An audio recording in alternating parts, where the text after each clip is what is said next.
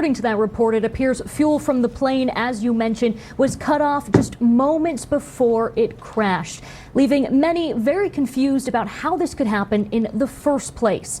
Now, taking a deeper look in that 15-page report released by India's Aircraft Accident Investigation Bureau, the flight lasted about 30 seconds between takeoff and crash, and once it reached its top recorded speed, fuel control switches for the engines moved from the run to the cutoff position, starving both engines of fuel. The report did not say how the switches flipped, but says they were flipped back to run, but the plane could not gain power quickly enough as it was losing altitude. The preliminary report says both pilots were confused over the change to the switch setting. Here's an excerpt saying, quote, "In the cockpit voice recording, one of the pilots is heard asking the other, why did he cut off? The other pilot responded that he did not do so." Experts say it's deeply concerning. This right here could be the exact reason why Air India 171 crashed. We already know that the fuel switches were moved to the cutoff position with a 1-second delay shortly after rotation. But the question is, why? And right here at this moment, the Blanco Lira channel points out a very critical piece of fact, and I'm going to show you why it is so unique to the way the Boeings are designed compared to the way other aircrafts are designed, and an FAA bulletin that may have prevented this, but unfortunately that bulletin was a recommendation for information only and a non-mandatory repair for these Boeing fuel switches. Hey everyone, meet Kevin here. I'm a jet pilot. I fly a Phenom 300E, which we're going to compare the inside of that cockpit to this Boeing so you can see the difference in the design and the potential design flaw of what's going on with this Boeing accident, which is absolutely devastating, and we've been covering it clearly, but let's bring you to the most important parts. We know that these fuel switches were moved with what says is a time gap of 0.1 seconds. Now, it's unclear if that's rounding. Is that within 1 second? Was it 0.51 millisecond, essentially 0.51 of 1 second that was rounded up?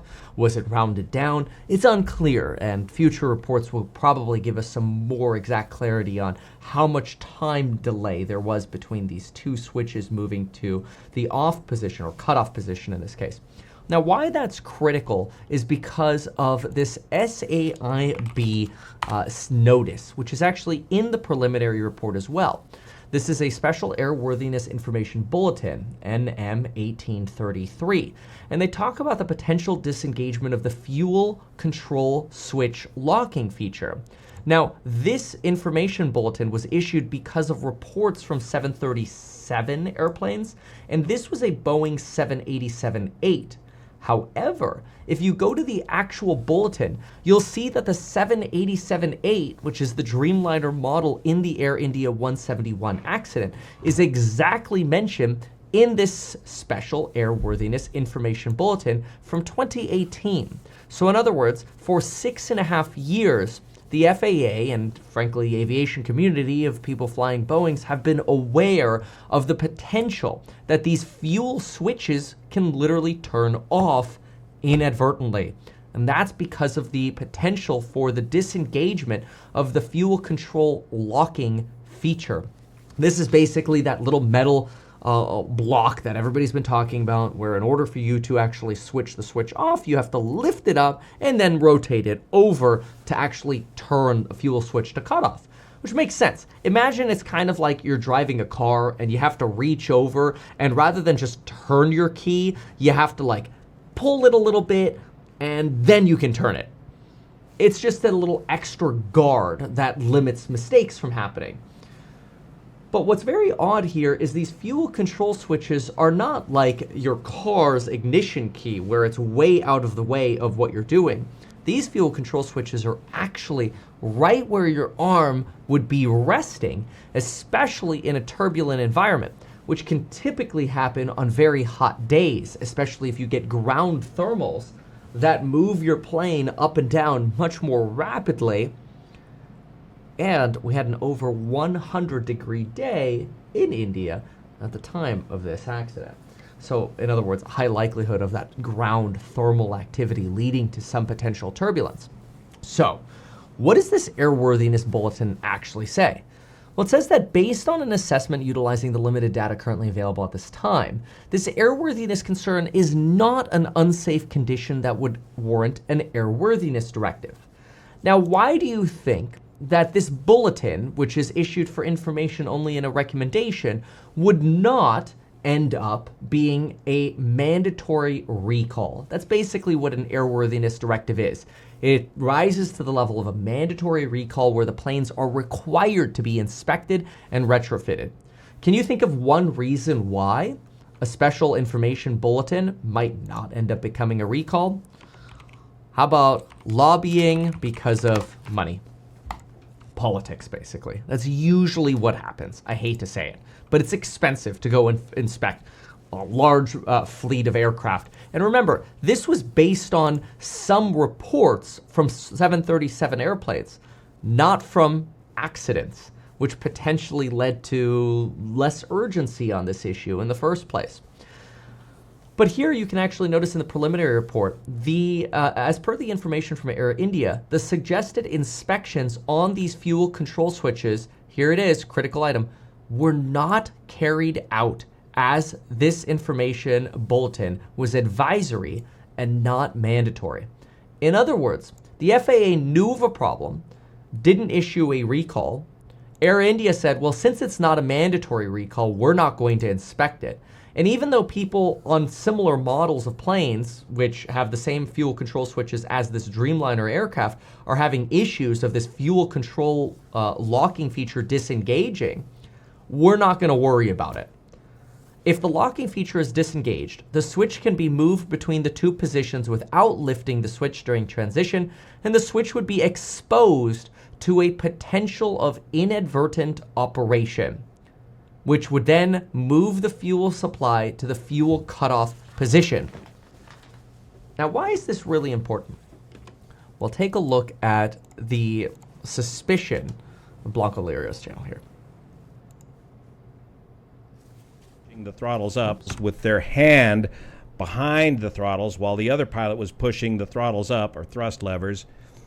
That hand guarding the thrust levers or throttles could potentially hit those fuel control switches to the cutoff position. Note also these two bars here, they're just fixed there, so that's another design attempt to prevent the accidental, inadvertent cutting off of those switches by hitting them with something. So basically, there are two ways to think about what is being said here. One is that when one pilot advances the throttle forward to the toga position, this individual suggests, hey, maybe the other pilot is guarding the throttle by placing their hand behind it, or only one pilot, and this is another potential option, one pilot is potentially operating the throttle, and turbulence ends up moving their arm into these switches. I believe this is where he says that. By somebody guarding the throttles and bumping around in the turbulence and of the aircraft bouncing down the runway on takeoff. We may never know the answer to this. It's true, we may never know, but it could also happen because of not just bouncing on the runway, but because of thermals in the air on takeoff or after rotation. Now, what I want to show you that I think is very interesting here is I want you to think of when you put your hand on the throttle up here. Look at this rotated design right here. When your hand pushes forward, your arm is going to lower just by the virtue of the fact that this rotates down and forward, which means now your forearm is lower and closer to the switches.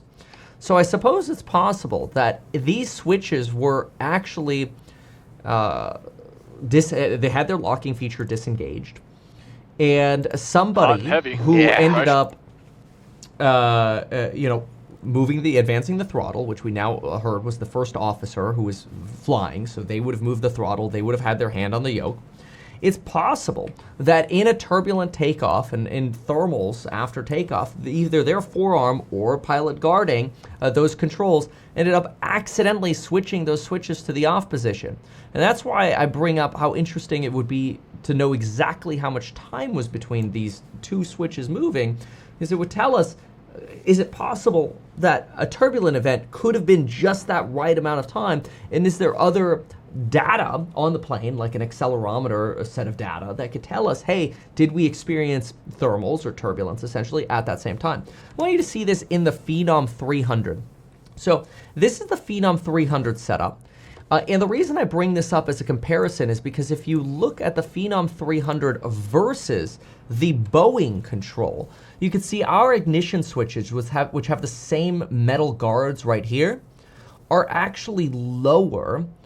And then the thrust area is not on a curve. So in other words, as I move my arm forward, my arm doesn't actually get any closer to those switches. When my arm goes forward, it's moving along a straight plane, right? So straight plane, and I'm not actually really getting closer to those switches. If I could do a good example here of moving my arm straight, there you go. We're not really getting any closer because my arm's going straight across. Whereas if my hand is on a curve and I'm pushing the throttle forward, technically my hand's going up a little bit on that curve, but then it's coming down, potentially to where that thicker part of your forearm can rest in this area. Then thermals, occur, some form of turbulence, and you're bouncing around right between those guards. And if those guards are broken, or the mechanisms that lock those pins into place are broken, is it possible that you got a little click, click? And this is why potentially we have one pilot saying, why did you turn off the fuel switches? And the other says, I didn't. Now, of course, it's entirely possible that, the person, one person's lying. It's entirely possible that the other pilot was the one who did the pilot who said, why did you turn them off, was actually the one who turned them off themselves. Who knows? I mean, there's so much speculation around this. That's the very sad sort of murder-suicide, theory. But this is very interesting because it actually gives you a logical way to look at the way this aircraft is designed, knowing that there was already an FAA bulletin flagging this issue, combined with this curved design that could potentially lead your arm to sit very close to those switches. And if somebody's arm could fit between the guards here, could be the worst case and sort of Swiss cheese alignment that just sadly led to disaster here. But I'll show you, just so you could see it, what it looks like when we advance the throttle levers in a Phenom, for example. So we'll give you a play of this just so you could see it. And you could see that those throttle levers here, we don't have that bizarre bump. And my switches, I'll leave my mouse where the switches are, right here. Actually, I'll hit play first. And that guy who's landing's not close yet, so we're good. Yep, no factor. Let's level out. Line up. There it is. My mouse All is right, there. 5 to go. Okay, we're good. Here we go. Yes, sir, let's do it. Takeoff power set. 8 yards in the green, you got a symmetric spool up. Speed alive 3 times. Right. Oh, a little slow today. Yep, hot and heavy. Yeah, hot. Actually, not that heavy, it's just hot. 70. Check.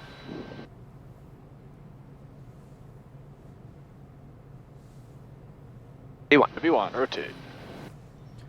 V2. Now that's the other thing that would be interesting, is whose hands were on the throttle, because usually after V1 you're going to move your hands to the yoke, which the Boeing aircraft have the yoke. So was this person's hand potentially and inadvertently still on the throttles?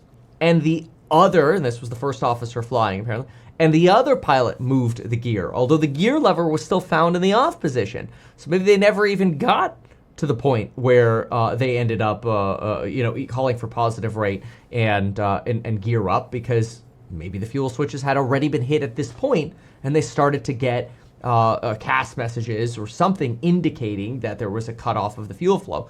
Although the preliminary report does not give us any intel on what sort of CAS messages were displayed. Presumably, as soon as one of those switches went to the off position, we would have seen a CAS message that says fuel switch off very rapidly, I would suspect, or at least cut off. Maybe even in that sort of motion of going from throttle set to moving the arm back, an elbow hit, who knows?